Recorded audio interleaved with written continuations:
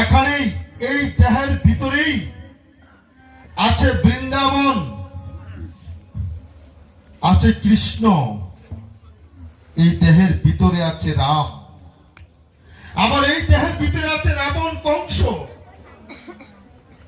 এই দেহের ভিতরে আছে স্বর্গ, এই দেহের মাঝে আছে নরক।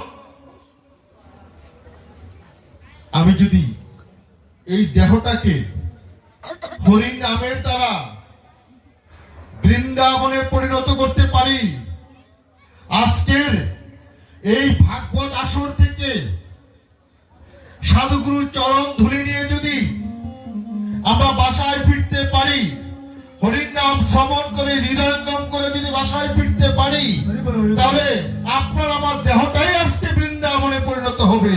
তাই তো বলছে শুধু ভক্তগণ,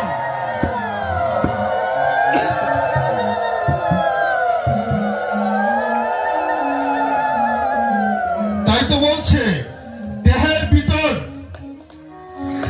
ভিতর আছে মোর গোলক বৃন্দাবন, জ্ঞানের বাতি জ্বালিয়ে দেখ রাধা কৃষ্ণের যুগল চরণ। তাই গৌর হরি বল।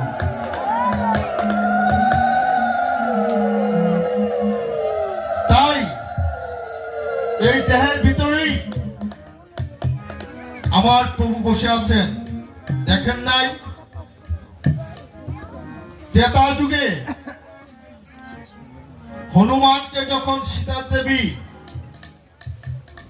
একটা হীরার হার দিয়েছেন, ওই হনুমান হারটা টুকরো টুকরো টুকরো করে ছিঁড়ে ফ্লোরের মাঝে ফেলে দিলেন। ওই মালার প্রত্যেকটা পুঁতি মাটিতে ফ্লোরের মাঝে গড়াগড়ি খেতে লাগলো।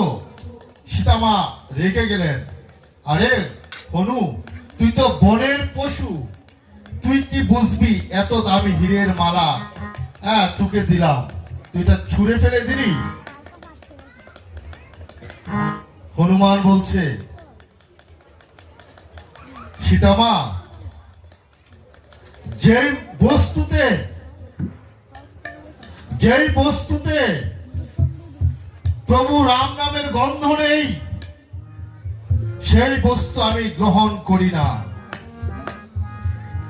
তুমি যত মূল্যের মালাই কেন দাও, ওই মালাতে রামের গন্ধ ছিল না, তাই আমি এটা ছুঁড়ে ফেলে দিয়েছি।